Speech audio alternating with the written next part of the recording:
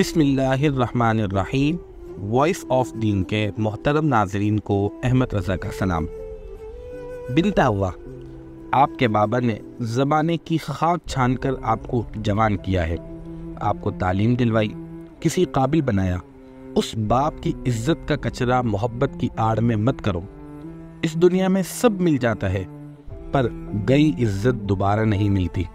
سمجھ جاؤ اس سے پہلے کہ بہت دیر ہو جائے۔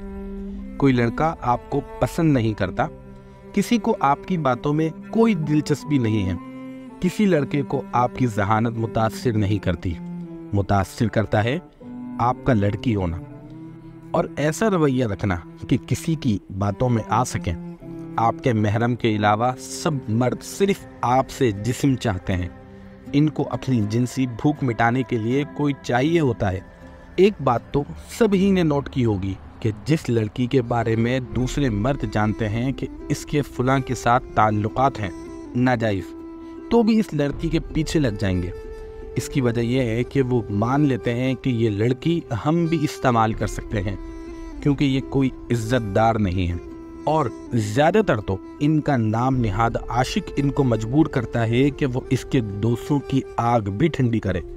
انکار کی صورت میں زبردستی کی جاتی ہے۔ میں خود ایک مرد ہوں، ہر طرح کے لوگوں سے واسطہ ہے۔